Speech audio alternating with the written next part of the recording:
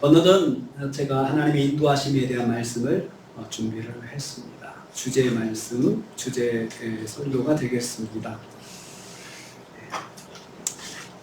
신앙생활을 하다 보면 특이한 경험을 할 때가 있습니다. 특별한 상황이 반복되는 경험입니다. 자신이 바라는 것은 아닌데 비슷한 상황이 반복적으로 내게 보여지는 일들을 경험할 때가 있습니다. 처음에는 스쳐 지나가듯 다가왔습니다. 그래서 특별히 신경을 쓰지 않았는데 그 메시지가 점점 반복되면서 내게 명확하게 다가올 때가 있습니다. 두 가지 경우에 그런 일들이 있습니다. 첫째는 특별한 문제를 놓고 기도할 때, 이럴 때 대부분의 성도들은 자신이 바라는 결과를 가지고 있습니다. 이렇게 되었으면 좋겠다라고 하는 기도 제목 가지고 기도를 할 때 자신이 바라는 방향대로 되어야 모든 일이 만족할 수 있다고 생각합니다. 그래서 그 결과만을 위해서 기도하게 됩니다. 그런데 기도하다 보면 내가 바라는 결과에 대한 메시지보다는 전혀 생각하지 못한 방향으로 메시지가 열릴 때가 있습니다. 그러나 나는 마음에 들지 않습니다. 마음에 들지 않으니 거부하게 되고요. 그럴수록 해당하는 메시지가 여러 가지 방향으로 반복적으로 드러나게 됩니다.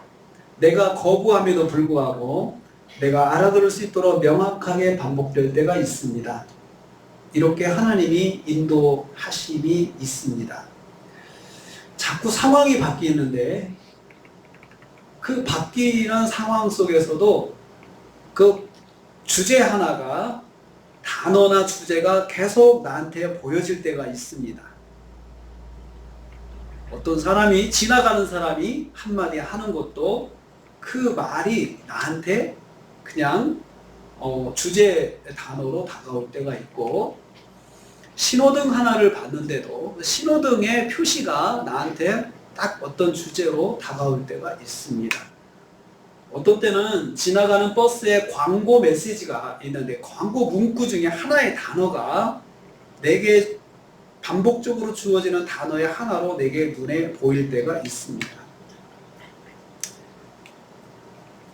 두 번째 상황은 내가 결정하지 못하고 방황할 때입니다. 바라는 것은 있지만 내가 특별히 결정한 것이 없을 때 있습니다.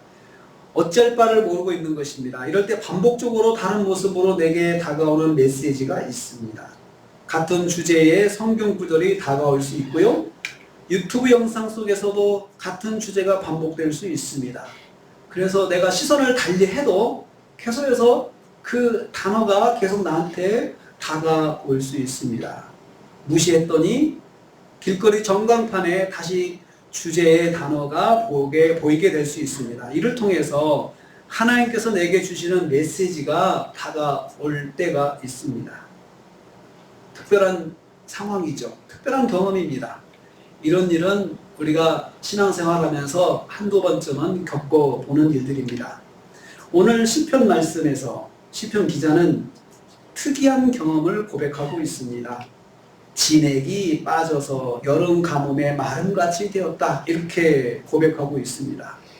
자신이 여름 가뭄에 말라가는 나뭇잎이 된 것 같은 느낌을 받고 있다는 말입니다. 이런 느낌은 어떤 것일까요? 속이 타들어가는 것입니다. 시간이 갈수록 자신이 말라가는 듯 몸이 건조한 느낌이 깊어가는 것입니다.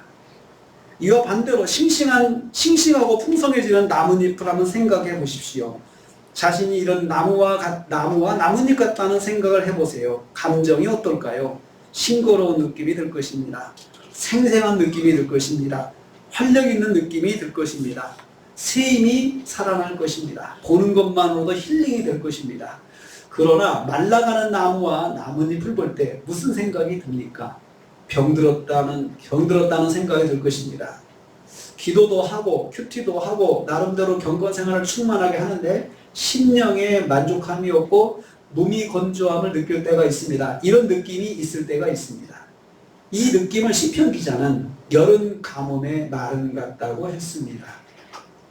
그리고 종일 신음한다고 했습니다. 탄식이 절로 나오는 것입니다. 이 탄식은 무슨 탄식입니까? 뜻하는 대로 이루어지지 않는 것에 대한 안타까움입니다.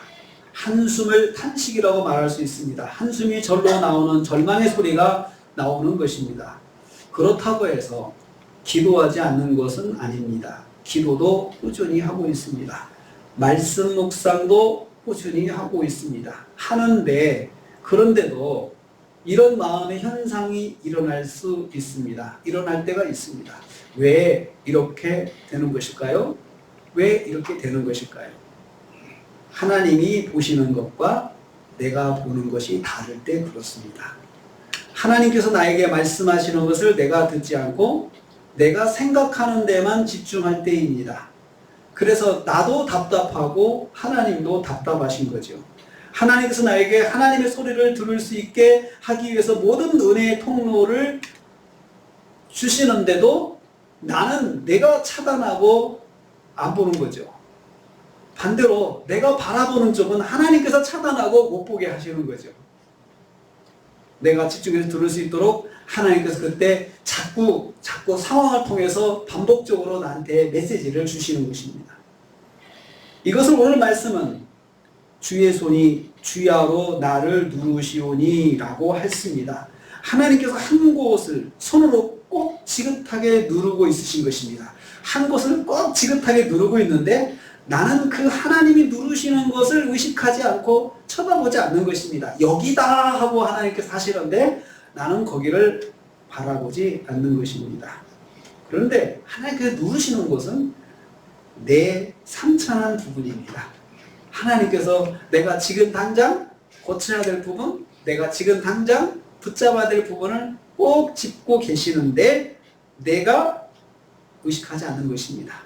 지금 내가 회복해야 할 부분을 딱 하나님이 짚고 계십니다. 지금 내가 치유해야 할 부분을 하나님이 꼭 짚고 계십니다. 그런데 내가 그 부분에 대한 감각이 없는 것입니다. 나는 나의 아픈 곳을 알지 못하고 다른 것에 꽂혀 있는 것입니다. 하나님께서 나의 치유해야 할 부분을 지그시 누르고 말씀하시는데 내가 알아듣지 못하고 내 말만 하나님 앞에 내놓고 있습니다. 그래서 나와 하나님 사이에 소통이 단절되어 버립니다. 그런 상황이 지속될 때 우리는 말라가는 듯한 답답한 현상을 경험하게 됩니다. 시편 기자는 이를 내 뼈가 마른다 3절에서 그랬습니다. 진액이 빠져나간다 라고 했습니다. 뼈가 마르는 것은 무슨 현상입니까? 불편함을 온몸으로 느끼지만 딱히 어디가 아프다고 말할 수 없는 불편함을 말합니다. 시원한 몸을 느끼지 못하고 뭔가 불편하고 아픈 듯한 느낌을 온종일 유지하는 것입니다. 어디가 아픈데 우리가 보통 삭신이 쑤신다고 하는데 어디가 그런데 그러면 특별하게 짚어서 말은 할 수 없는데 그냥 몸이 그냥 아픈 거예요. 몸이 그냥 불편한 거예요. 몸이 그냥 무겁고 어디가 아픈지는 모르겠는데 그냥 그런 겁니다. 영적으로 그런 것이 있습니다. 시편 기자는 하나님을 잘 믿는 경건한 사람이었습니다. 이런 사람이 지금 당하는 내면의 불편함이 기록되어 있습니다. 종일 영적으로 신음하는 삶이 이어지고 있는 것입니다. 얼마나 답답할까요? 기도는 하는데 시원하지 않아요. 기도는 하는데 뭔가 내가 불편함이 있는 거죠. 말씀 묵상하고 내게 주시는 말씀이 있다고 생각하는데 내게 뭔가 불편함이 있는 거예요. 불편함이 있는 거죠. 이런 현상은 하나님이 짚어주시는 것과 내가 바라는 것이 다를 때 발생하는 영적인 불편함입니다. 하나님의 관심을 내가 바라보지 않고 내 관심에만 집중할 때 일어나는 영적인 불편함입니다. 하나님께서 짚고 계시는 나의 문제가 무엇입니까? 그러면 하나님께서 짚고 계신 나의 문제가 무엇입니까? 죄의 문제입니다. 죄는 하나님의 뜻에 불순종하는 것입니다. 하나님께서 우리에게 가지신 제일의 관심사는 죄에 대한 것입니다. 항상 하나님께서 우리에게 가진 제일의 관심사는 죄의 문제입니다. 왜 죄일까요? 죄 문제가 있으면 하나님과 우리 사이가 항상 다치거든요. 다침이 없는 관계가 하나님께서 바라시는 거거든요. 다침이 없는 관계를 하나님 바라시는 건데 항상 우리가 죄에 대한 관심이 이렇게 집중하지 않을 때는 하나님께서 거기에 대해서 자꾸 깨닫게 하신다는 거죠. 우리가 죄를 범하고 하나님께 무슨 열심을 보여주겠다고 할 때 하나님은 우리 열심을 받지 않으십니다. 우리는 죄 문제는 그냥 작은 것들은 지나가 버리고 어떤 것들은 무시해 버리고 내가 하나님께 뭔가 열심히 할 수 있다고 생각하죠. 뭔가를 내가 하나님께 해서 하나님께 내가 하나님을 기쁘시게 하겠다라고 그렇게 하는데 하나님께서는 그 열심에 대해서 하나님께서 그렇게 반응하지 않으세요. 오히려 내가 놓치고 있는 죄의 문제에 대해서 하나님께서 꼭 짚어주신다는 거죠. 이럴 때 영적으로 괴리 현상을 경험하게 됩니다. 열심히 주를 위해서 헌신하는데 기쁨이 없고 불안함을 경험하게 됩니다. 만족함이 없는 것입니다. 이럴 때 성도들은 우리는 더 열심히 하는 것으로 해결하려고 합니다. 내가 더 좀 헌신할까? 하나님께 내게 좀 더 헌신하기를 원하시는 것인가? 이렇게 생각을 하죠. 내가 더 열심히 하면 기쁨이 오겠다고 생각합니다. 더 많은 헌신을 하면 기쁨이 찾아올 것이라고 생각합니다. 그런데 그래도 공허함을 경험할 수 있습니다. 시편 기자가 고백한 것처럼 뼈가 마르는 것과 같은 영적인 불편함, 고통이 찾아올 수 있습니다. 시편 기자가 그 원인을 잘 짚어주었습니다. 3절 말씀에 내가 입을 열지 아니할 때라고 했어요. 내가 입을 열지 아니할 때. 이 부분에 대해서 영어 성경에 번역할 때 내가 나의 죄에 대해서 입을 열지 아니할 때라고 번역하는 영어 성경이 있습니다. NASB 영어 성경은 거기다가 그 말을 추가했어요. 문맥을 정확하게 본 것입니다. 하나님께 죄를 범한 죄인이 있습니다. 하나님은 그 죄를 보셨습니다. 그런데 나는 그 죄를 넘어가고 대충 지나갑니다. 대신 하나님에 대한 헌신으로 하나님을 기쁘시게 하려고 하고 있습니다. 이럴 때 하나님께서 내 헌신을 받지 않으시고 내 죄를 꽉 짚고 계신다는 거죠. 꼭 짚고 계셔요. 여기서 시편 기자의 죄는 구체적으로 뭔지 알 수 없습니다. 죄는 하나님께서 바라시는 것을 하지 않는 것이 바로 죄입니다. 그래서 죄에 대한 어원적인 뜻은 그것입니다. 관역을 맞추지 못했다는 뜻입니다. 관역을 맞추지 못했다. 죄는 하나님께서 관역을 주시고 여기 맞추라고 했는데 내가 쏘긴 쐈는데 자꾸 빗나가서 다른 데를 맞추는 거죠. 정확하게 관역의 중심을 맞추지 못하고 다른 데를 맞출 때 그것을 죄라고 이야기를 합니다. 그러니까 하나님께서 원하시는 것이 있는데 내가 그 비슷한 지점으로 가긴 가는데 정확하게 찍지 못한 거죠. 그것이 죄라는 원어가 가지고 있는 뜻입니다. 다른 말로 하면 하나님의 말씀대로 순종하지 않고 내 생각대로 행동하는 것입니다. 이럴 때 하나님은 하나님께서 바라시는 것을 짚고 계십니다. 여기를 맞춰야 돼. 여기야 라고 말씀하시는 거죠. 그곳에 시선을 고정시켜 놓으시고 나의 시선과 마주치지 않으십니다. 내 눈하고는 마주치지 않고 저기를 보라고 하나님께서 인도하실 때가 있습니다. 우리도 그렇지 않습니까? 아이들이 뭔가 마음에 들지 않을 때 아이들하고 시선을 안 맞춰버립니다. 안 맞추면서 자꾸 내가 바라는 곳 거기를 바라보면서 아이들 시선을 유도를 하죠. 그럴 때 아이들이 그걸 눈치를 채고 그 시선을 따라가면 좋은데 아이들도 고집이 있으니까 내가 바라는 곳만 요구하면서 계속 나를 보칠 때 서로가 갈등이 생기는 거죠. 이런 상황에서는 하나님을 만나는 것 자체가 고통입니다. 하나님께서 내게 눈길을 주지 않으시고 내 앞에 계심을 느낄 때 받는 고통입니다. 하나님 분명히 여기 계시는데 나와 함께 하시는 건 분명한데 하나님과 만나는 느낌을 못 받는 거예요. 바로 그 고통이 뼈가 쇠하고 진액이 빠지는 경험입니다. 차라리 믿음 생활을 안 하면 문제가 되지 않죠. 믿음 생활 하는 사람인데 하나님을 믿는데 하나님께서 나를 만나주시지 않고 내가 하나님을 만나지 못하는 느낌이 계속해서 깊어질 때 우리는 영적으로 침체하게 되고 영적으로 굉장히 힘든 상황에 빠지게 됩니다. 그래서 시편 기자는 내가 종일 신음한다고 그랬습니다. 끙끙 앓는 거죠. 끙끙 앓는 거죠. 뭐라고 말을 할 수가 없는데 뭔가 내 마음에 불편함이 계속 쌓이게 될 때 우리는 영적으로 탄식을 하게 되는 것입니다. 이런 상황이 올 때 어떻게 해야 할까요? 첫째는 내가 하나님께 불순종한 것이 없는지 돌아봐야 합니다. 빨리 돌아봐야 합니다. 내 뜻은 이건데 혹시 하나님께서 바라시는 것이 내가 생각하는 거하고 다르지 않나 생각해 봐야 되죠. 그것이 불순종입니다. 돌아본 결과 발견된 것이 있다면 먼저 회개해야 됩니다. 하나님, 제가 이렇게 생각했지만 하나님의 뜻이 이것인지 이제 알았습니다. 제가 그렇게 하지 못하시 고집을 피운 것 정말 죄송합니다. 하나님 뜻을 순종하지 않은 것은 회개해야 하는 것입니다. 시편 기자는 내가 입을 열지 아니했다라고 했습니다. 알면서도 인정하지 않는 것입니다. 인정하지 않고 자기 뜻을 고집하고 하나님께 열심을 가지는 것에 대한 것으로 대신하는 것입니다. 이러면 주님께 헌신하면서도 내 입에서 영적인 고통의 신음이 나올 수밖에 없습니다. 이것은 나도 모르게 나에게 일어난 현상이 됩니다. 둘째로 내 뜻을 내려놓고 하나님의 뜻으로 방향을 바꿔야 합니다. 방향을 바꿔야 합니다. 하나님 뜻에 순종하겠다고 선포해야 합니다. 하나님, 이제 제가 하나님 뜻대로 가겠습니다.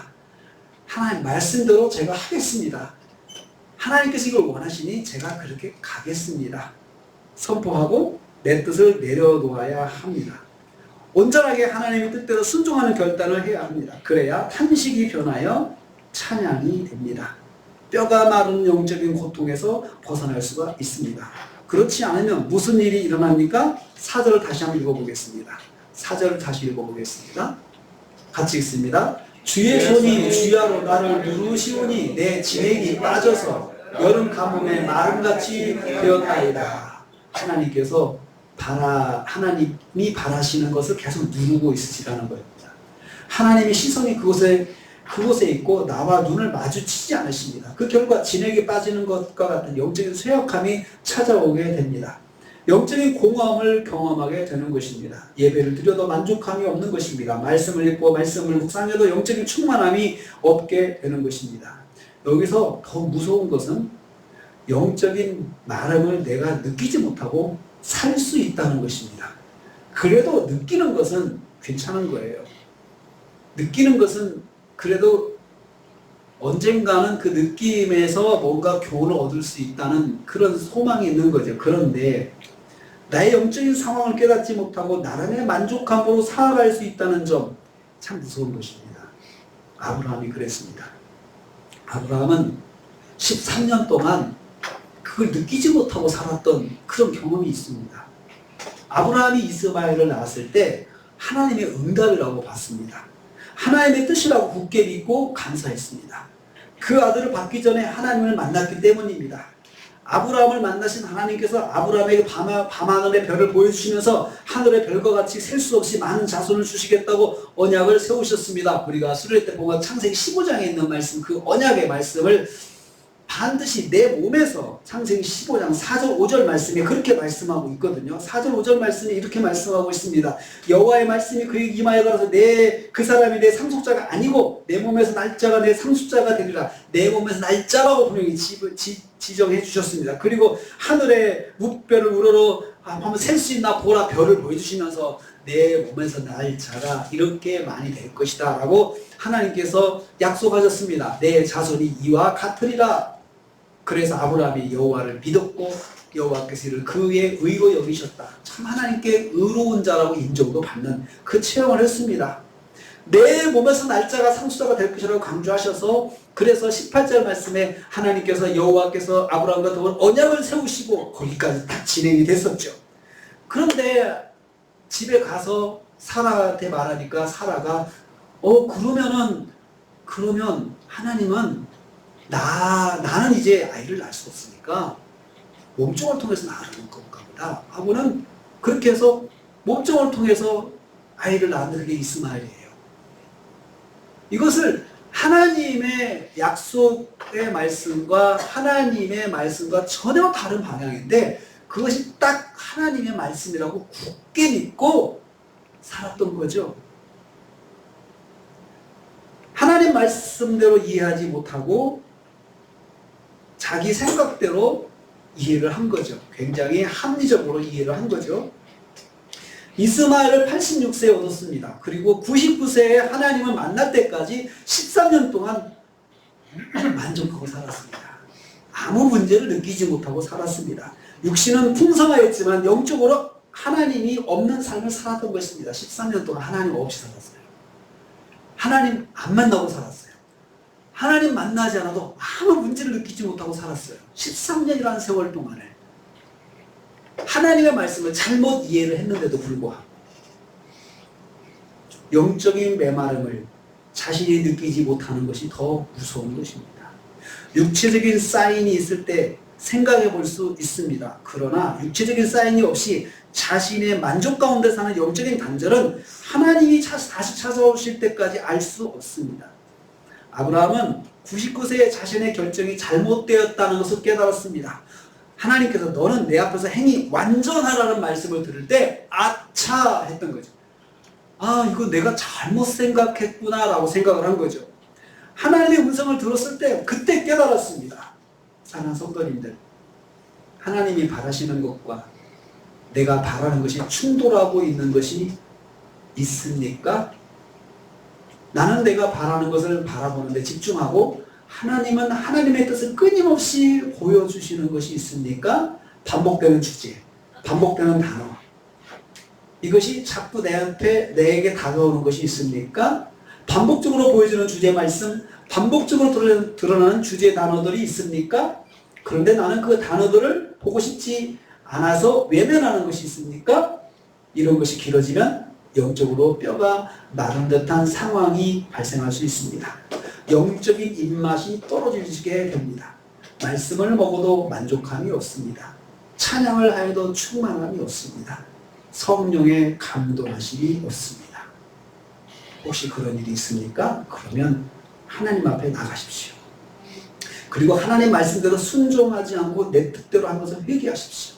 그리고 하나님 말씀을 붙잡고 결단하십시오. 말씀대로 결정하겠습니다. 제가 말씀대로 하겠습니다. 이렇게 하십시오. 그래야 그 두려움이 변해서 기도가 되고 한숨이 변해서 찬양이 됩니다. 찬송가 370장이 그랬죠. 그 두려움이 변하여 내 기도가 되었고 전날의 한숨이 변하여 내 노래가 되었다. 이 찬양이 있지 않습니까? 여러분 한번 우리 찬송 370장 합시다. 한번. 주 안에 있는 나에게 370장 말씀 우리 찬양하고 기도를 하겠습니다.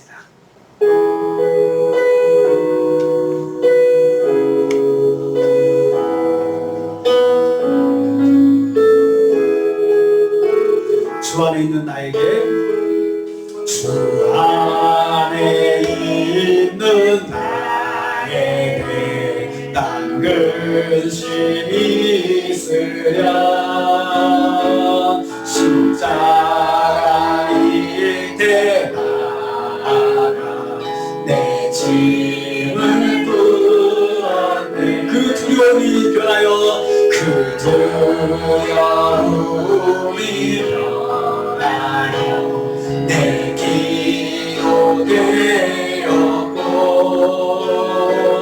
전날의 한숨 변하여 내 노래 되었네. 주님을 찬송하면서 주님을 찬송하면서 할렐루야 할렐루야 내 앞길 걸고 오네고 나 주님만 따라가리. 내 주 안에 준 언약은 내 주 안에 준 언약은 영불변하시니 그 나라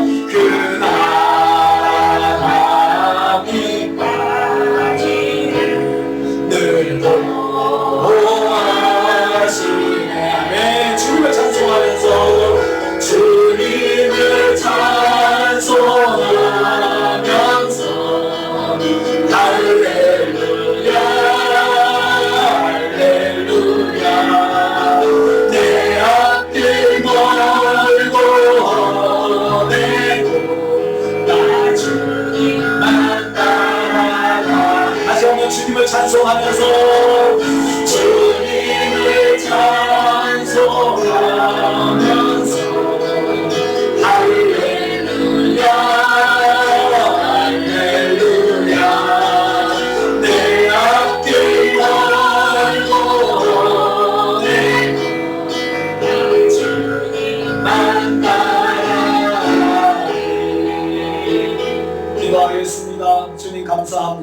오늘도 우리에게 있을 수 있는 영적 메마름이 하나님의 인도하심이었다고 말씀해 주셨습니다.